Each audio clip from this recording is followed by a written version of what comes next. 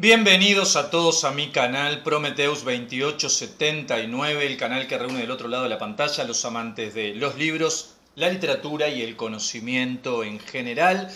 Tercer video, último video sobre el tema que veníamos trabajando en los anteriores dos videos, que es acerca del alma, el famoso libro de Aristóteles, el clásico de Aristóteles. En esta oportunidad vamos a trabajar sobre tres conceptos que nos llevarán a la reflexión y a la definición entonces de qué significa el alma para Aristóteles.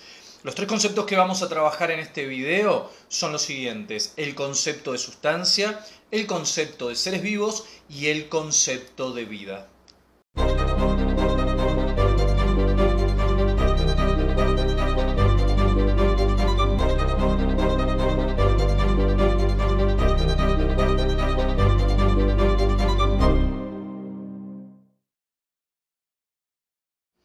Para poder entender entonces los conceptos que vamos a trabajar hoy en este último video, es necesario entonces haber visto los dos anteriores.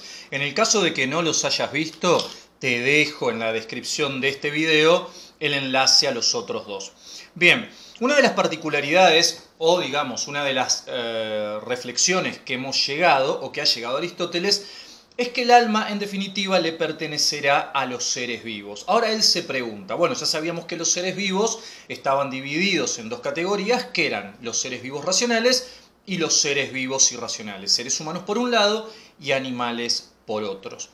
Bien, incluso hasta podríamos dentro de los seres vivos poner a las plantas, ¿sí? Aristóteles, van a ver a continuación, que dentro de los seres vivos de carácter irracional, que están desprovistos de razón, de pensamiento y de reflexión, entonces incluiría a las plantas. Ahora entonces se pregunta, supongamos que tengan alma. Bueno, vamos a definir el alma dentro de un momento. ¿Qué otra característica podrían tener los seres vivos que pueda ser entonces equivalente con el alma? Y él va a referirse al concepto de sustancia.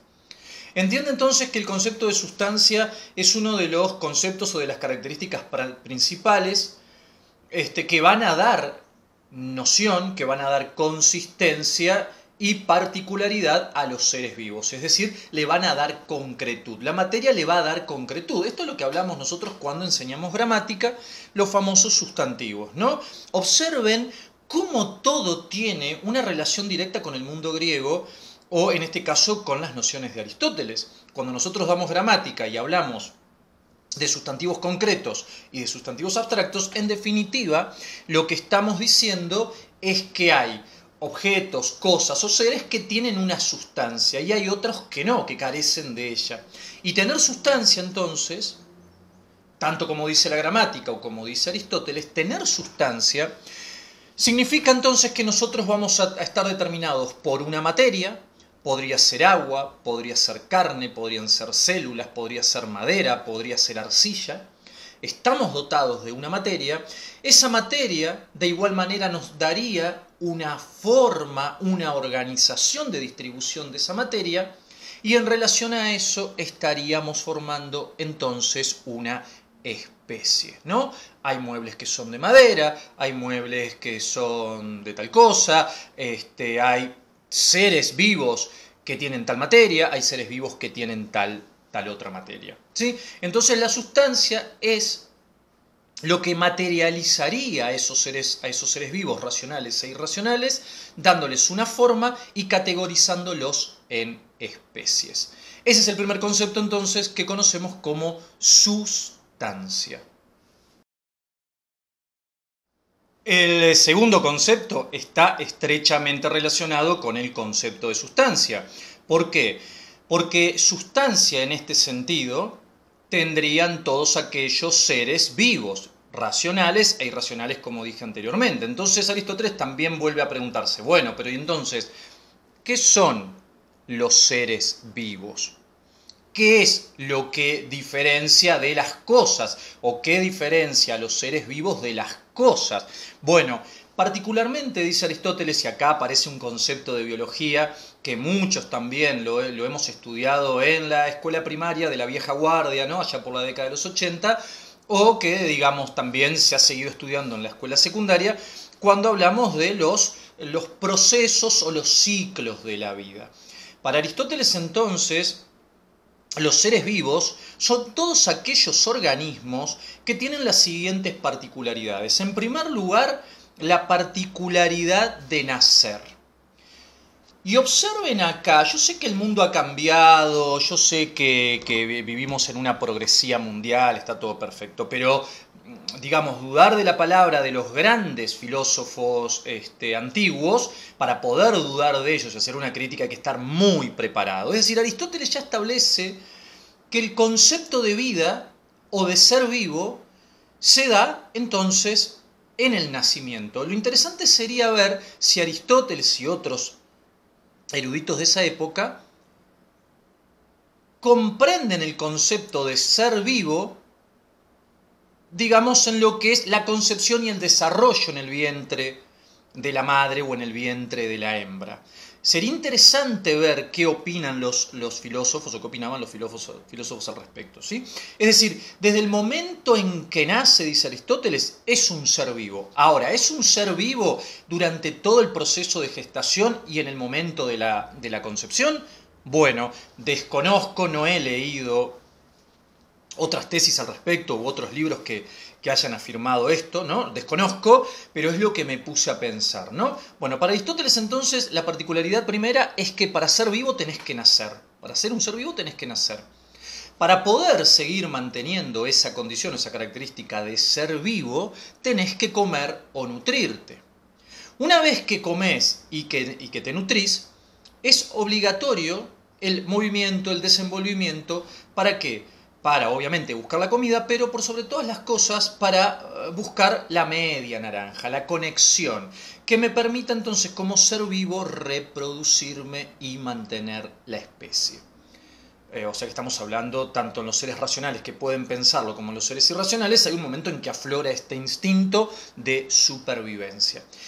Y por último, lo que va a dotar de característica esencial a los seres vivos es su contrapartida, su oposición, es decir, todo ser vivo debe morir por un ciclo natural biológico, ¿sí? Entonces, podríamos pensar que si los seres vivos son aquellos o aquellos organismos que solamente tendrían la particularidad del alma porque tienen una sustancia, también entonces tendrían que respetar estos 4 pilares: nacer, comer, desenvolverse y reproducirse y morir.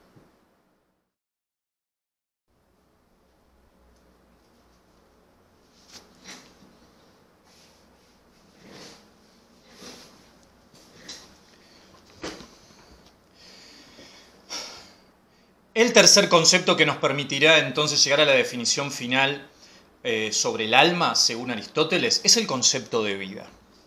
Y quiero acá también reflexionar sobre este concepto porque en la actualidad hay mucha gente que se pregunta entonces, ¿no? ¿Qué es la vida o qué es estar vivo? Porque nosotros podemos vegetar como seres vivos simplemente naciendo, comiendo, como lo hacen los animales, reproduciéndonos, como lo hacen los animales, el famoso dicho, ¿no? Se reproducen como conejos, y llegar al final de nuestra vida para morir. Eso es una vida meramente biológica, eso es una vida meramente temporal, pero los seres humanos que buscamos más allá, que por suerte siempre estamos insatisfechos y que no nos conformamos con simplemente convivir, que digamos significaría respirar, comer y copular, aunque hay muchos que lo hacen, la vida en el concepto aristotélico, la vida en el concepto filosófico tiende a otra cosa. Y es lo que Aristóteles vio. Es decir, ¿qué es la vida?, se pregunta Aristóteles, más allá de los 4 pilares, de las 4 características que incluso un gusano puede llevar adelante o que una tortuga. Una tortuga nace, nosotros también. Una tortuga come, nosotros también. Una tortuga se reproduce, nosotros también. Y una tortuga, aunque viva mucho más que nosotros, también ha de llegar su tiempo final y morir. Los seres humanos somos otra cosa. La vida en el concepto filosófico tendería, dice Aristóteles, a también tener 4 pilares. El primer pilar, que también lo podrían tener los animales y las plantas, ahora lo veremos, es el concepto de sensibilidad, de percepción. Es decir, durante mi desarrollo, durante mi nutrición, mientras me reproduzco, vienen hacia mí un montón de cosas, un montón de ideas, un montón de fenómenos. Eso es la percepción o la sensibilidad que ahora la definiremos. La segunda particularidad que significa estar vivo es, por lo menos en el espectro de los seres humanos, es el campo de la inteligencia, la particularidad de la inteligencia. Bueno, algunos podrán afirmar que todos los seres humanos tienen inteligencia. Yo concuerdo con eso. Ahora, que muchos la pongan en práctica o no, ese es otro tema. Quizás hay gente que pasó toda su vida y la inteligencia ha estado dormida, ¿sí? Ha estado en stand-by y se han muerto y nunca la han puesto en práctica. El tercer apartado, la tercera particularidad de la vida es meramente biológica, una característica básica, como es el caso de la nutrición, que ahora lo explicaremos, y la última característica es el movimiento. Los seres vivos, dotados de vida, deberán moverse. Los animales, por un instinto básico, supervivencia. Los seres humanos podemos movernos en dos vertientes, por un instinto básico para buscar comida, para buscar reproducirnos, eso está más que claro, pero también deberíamos movernos por ansias personales, por objetivos, ¿sí? Por la lucha de superarnos, etc. El movimiento en el ser humano es otra cosa también, ¿sí? Pero en definitiva, estos son los cuatro pilares que darían sentido entonces al concepto de vida. Sensibilidad y percepción, inteligencia, nutrición y movimiento. Vamos entonces ahora, muy brevemente, a definir cada uno de ellos. Si estoy vivo, es porque estoy dotado de sensibilidad y porque estoy abierto a la percepción a partir o gracias a los 5 sentidos que, que tenemos. Les voy a leer, no es la definición textual del libro, sino que yo la he reducido un poco, ¿sí? Y después la vamos a analizar. Aristóteles dice lo siguiente con respecto a la sensibilidad como primer pilar o como primera particularidad de la vida. Dice, toda sensibilidad proviene del exterior. Es un movimiento la sensibilidad que produce experimentación. Es decir, cada vez que yo, percibo algo, o que tengo una sensación, diría Heráclito, no sería siempre diferente. Nunca estamos entonces abiertos a sensaciones o experimentaciones repetidas, sino que es nuevo. Esta experimentación impulsada por el exterior altera al ser vivo. Altera al ser vivo. Claro, esto es interesante porque incluso, presten atención, que si cada vez que nosotros percibimos o sentimos algo es una experimentación, es un movimiento que nos altera, esto podría entonces incluso incubar el concepto de género literario. Y ustedes me dirán, pero ¿qué tiene que ver una cosa con la otra? ¿Cómo que no? Claro que tiene que ver. Yo diría que puede abarcar muchos más espectros, ¿no? Y muchos más rubros. Pero en definitiva, cuando nosotros categorizamos y clasificamos la literatura en géneros literarios, lo que estamos haciendo desde esta concepción de seres vivos, racionales, que se ponen a leer y a analizar un texto, es porque cuando nosotros miramos una película de terror, estamos dispuestos a sentir y percibir nuestra sensibilidad, digamos que en cierta manera ya está programada, a recibir una exterioridad que nos va a alterar de determinada manera. Es decir, a partir del miedo, del susto, de lo macabro, de lo siniestro, etc. Si yo me dedico como ser vivo a leer y analizar una obra perteneciente al género policial, mi sensibilidad va a estar abierta a otra forma de exterioridad, a otra idea proveniente del exterior, será otra forma de experimentación y por lo tanto me alterará de otra manera, porque ya no me asustaré, sino que me sorprenderé, me dedicaré a ir y venir en el libro, buscando las mismas pistas, comprendiéndolas, al igual que lo hace el detective. Si me siento a leer o a mirar una película de carácter realista, mi sensibilidad se despojará del terror, aunque hay situaciones de la vida real que son terroríficas, ¿no? Se despojará de lo policial enteramente, ¿no? Y me mostrará quizás una crítica a las clases sociales, me mostrará chicos en la miseria o chicos en la opulencia, desprovistos de cualquier tipo de moral. Y esa nueva percepción me alterará de forma diferente a lo que pueda ser el terror, el slasher, etcétera, etcétera. O sea, qué interesante que es esto de la percepción como alteración del ser vivo y como una experimentación que nunca se repite, ¿no? Por eso las películas de terror, por ejemplo, se dice que hay que mirarlas o repetir su visionado o su lectura, en el caso de que leamos a Lovecraft, ¿no? Que leamos a Poe, a Sheridan Le Fanu. No podemos estar siempre bajo el estímulo de lo terrorífico porque pierde eficacia ante el concepto de percepción. Me parece magnífico poder decir o establecer esta tesis que los géneros literarios, más allá de cierta particularidad que tienen que ver con la percepción que se hace el lector o el espectador, ¿no? Sigamos. Por eso se dice que la sensación es un ataque, un movimiento. Incluso Aristóteles analiza si esta alteración, este movimiento proveniente del exterior, no sería un padecer, un sufrir, y por ende una especie de destrucción del otro. Sentir es un padecer y un sufrir constante. Concuerdo completamente.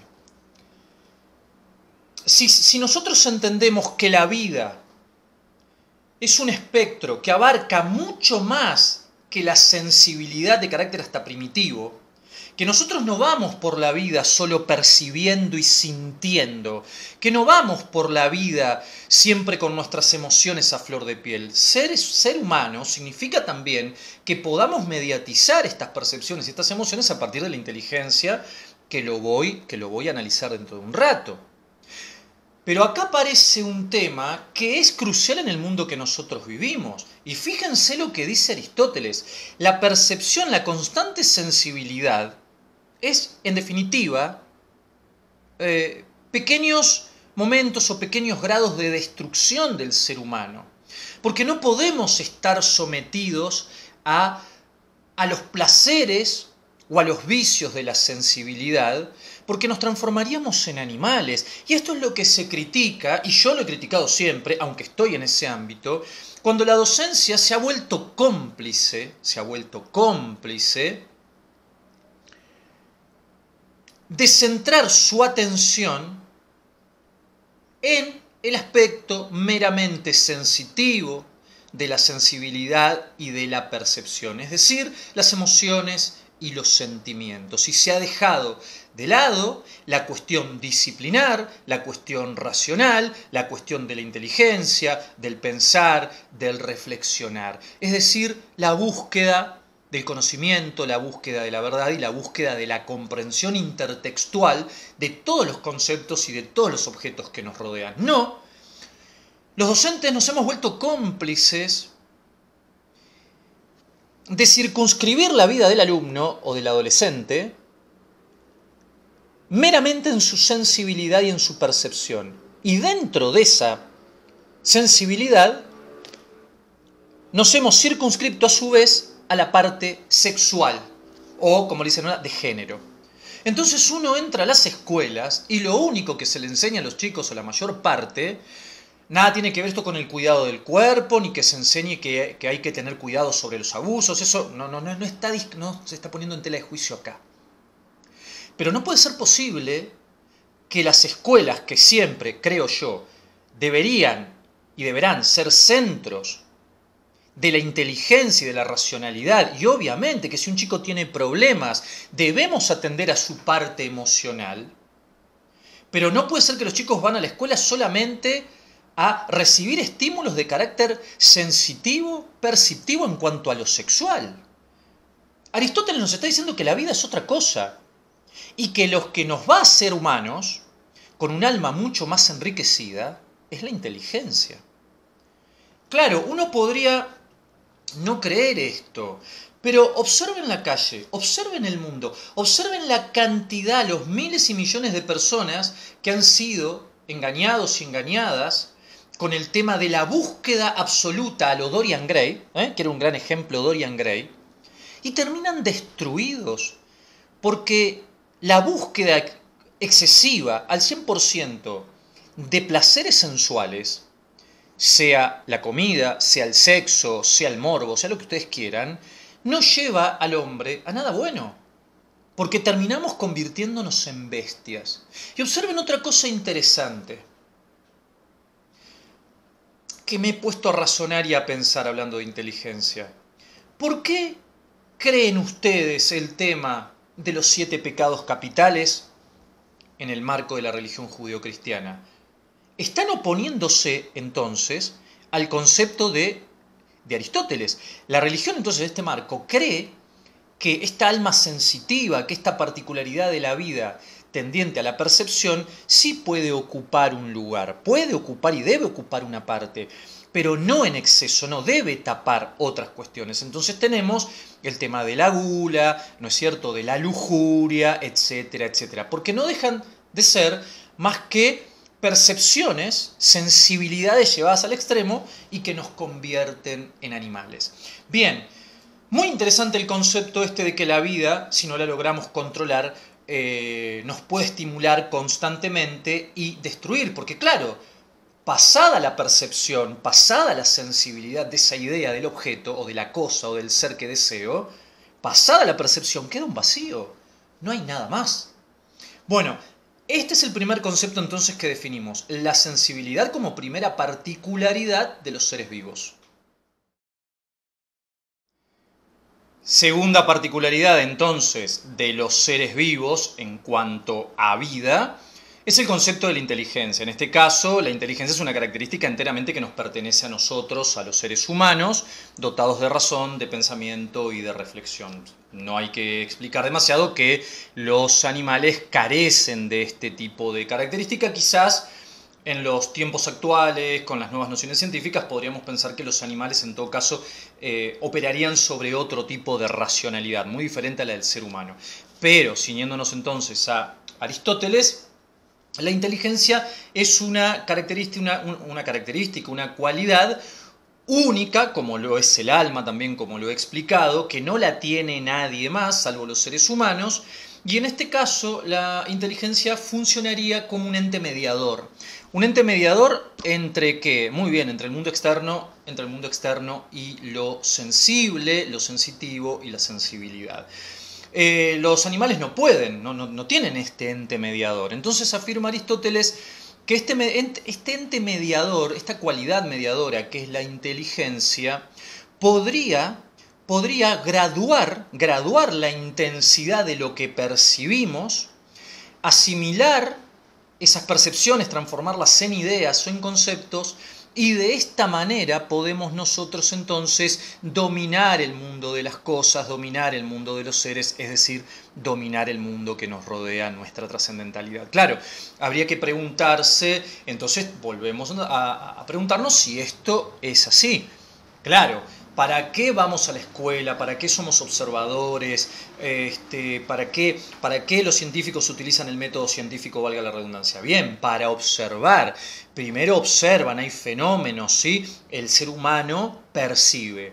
Y tenemos entonces el ente mediador, la cualidad de la inteligencia, que lo que hace es tamizar primero desde la intensidad y absorbe, piensa, reflexiona estas ideas y estos conceptos, y lo que permite entonces cuando habla de domarlos o de dominarlos es comprenderlos. Los animales y las plantas de ninguna manera pueden hacer esto. Dice Aristóteles entonces que otra característica es que la inteligencia es independiente del cuerpo y de los sentidos, ¿sí? La tercera característica es muy básica. De hecho, Aristóteles la define como característica básica instintiva de todos los seres vivos. Y estamos hablando de la nutrición. La nutrición es esa característica entonces que permitirá al hombre en primer lugar desenvolverse, moverse, ir hacia, digamos, sus propios deseos y sus propias voluntades. Sin nutrición, sin combustible, el hombre entonces no podría hacer nada. No podría, en primer lugar, nacer, porque para nacer el vientre que lo gesta y que lo lleva debe estar alimentado. Tampoco podría desarrollarse, tampoco podría reproducirse, ¿no? Porque estaríamos en un cuadro de desnutrición. Por eso Aristóteles habla que la nutrición entonces es la característica básica, instintiva, que lleva a todos los seres vivos principalmente al movimiento, ¿sí? Principalmente al movimiento. Y la cuarta es el concepto de movimiento, que dirá Aristóteles lo siguiente: el movimiento es incentivado por el hambre, el deseo y la nutrición que obligan al hombre a trasladarse, ¿sí? O sea que movimiento y nutrición serían esas dos particularidades básicas, cimentales. Pondríamos en tercer lugar a la sensibilidad de la que hablábamos recién, y en un plano superior, solo perteneciente a los hombres, a la inteligencia. Entonces acá Aristóteles empieza a hacer otra clasificación. Muy bien, si ser vivo, si tener vida significa tener estas cuatro particularidades, entonces podría ser posible que el alma se clasificara en cuatro tipos de almas. Entonces tendríamos un alma sensitiva y de percepción, un alma nutricional, un alma inteligente y reflexiva y un alma de movimiento.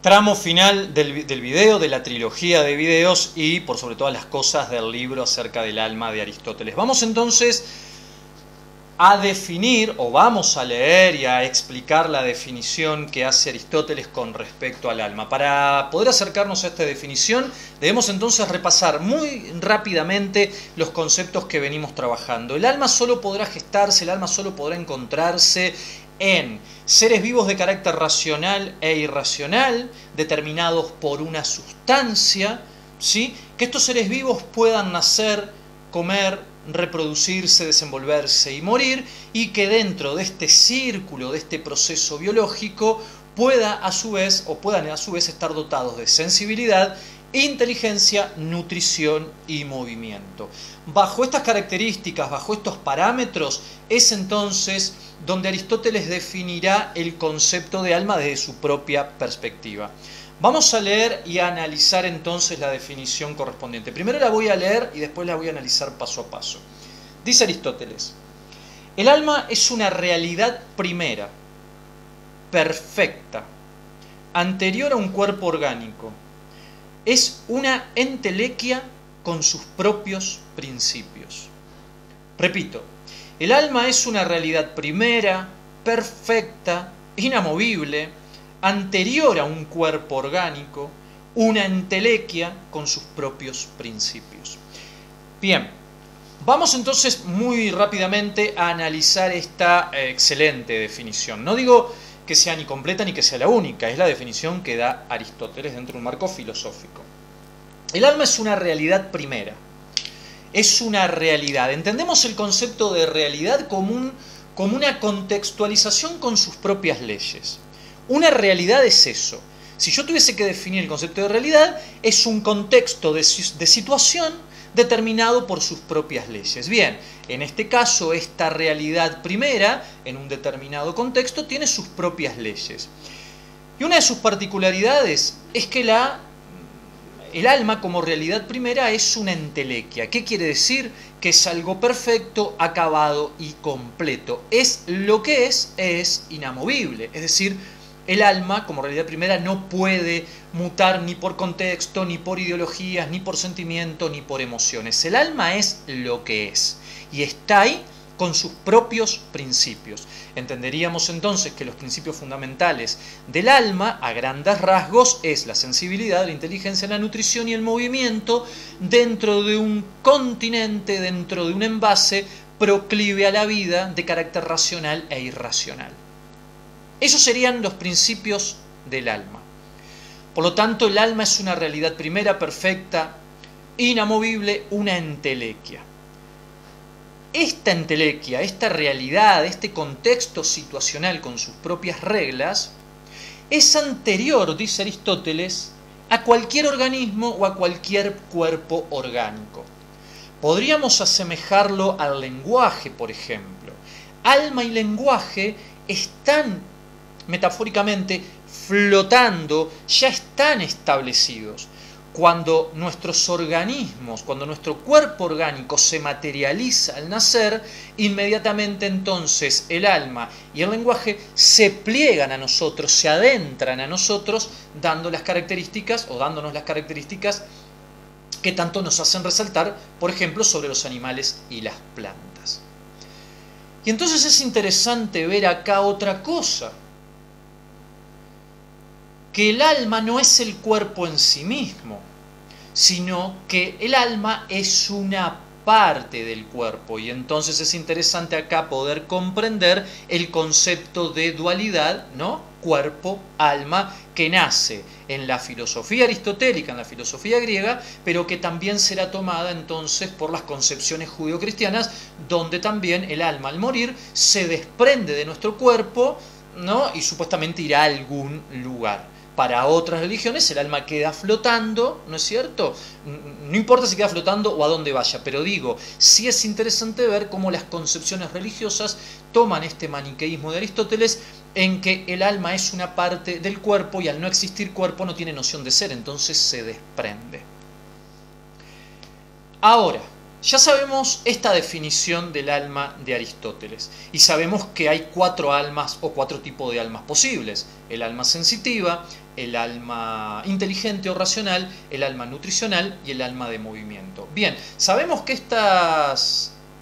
estos tipos de almas le corresponderán entonces a los seres vivos de carácter racional y irracional. Entonces tendríamos que poner a los hombres, a los animales y a las plantas. La pregunta que se hace Aristóteles al finalizar el tratado es la siguiente: ¿a todos los seres vivos les corresponden los 4 tipos de almas? Bueno, Aristóteles dice que no, es decir, le corresponden los 4 tipos de realidades primeras, estas entelequias. No. ¿Qué le corresponde al hombre? Al hombre le corresponden los 4 tipos de almas, es decir, la sensibilidad, está dotado de 5 sentidos, la inteligencia, la racionalidad, el pensamiento y la reflexión, la nutrición y el movimiento. Por lo tanto, lo que venga después del hombre será, digamos, en inferioridad de condiciones. ¿Los animales pueden tener los 4 tipos de almas? No. Dice Aristóteles, a los animales tendríamos que sacarles el alma racional, el alma de la inteligencia, y entonces les quedaría la sensibilidad, la nutrición y el movimiento. Y por ende llegaríamos al mundo de las plantas, que tendríamos que erradicarle el alma de movimiento, ¿sí? Porque afirma Aristóteles que están en reposo. También él se pregunta si el hecho de que ciertas plantas puedan orientarse hacia el sol o que tengan mínimos movimientos durante la noche, si eso podría catalogarse o circunscribirse a otro tipo de movimiento. En este caso, en el tratado de Aristóteles, el concepto de movimiento es traslación de un lado a otro. Por lo tanto, las plantas estarían en reposo y el concepto de movimiento no aplicaría. Tampoco aplicaría el concepto de sensibilidad, aunque él lo pone en duda también. Él cree que las plantas podrían tener un tipo de sensibilidad, pero no sabe explicarlas. Tendríamos entonces que erradicar la inteligencia, y lo único que quedaría para las plantas es el alma de carácter nutricional, ¿sí? O sea que hacemos 4, 3 y 1. Ese, digamos, sería la fórmula, ¿no?, para poder categorizar los seres racionales e irracionales que dominan nuestro entorno y saber qué tipo de alma tienen. Espero que hayan disfrutado los 3 videos sobre este hermoso tratado filosófico de Aristóteles y nos volvemos a encontrar en otra oportunidad con otros videos.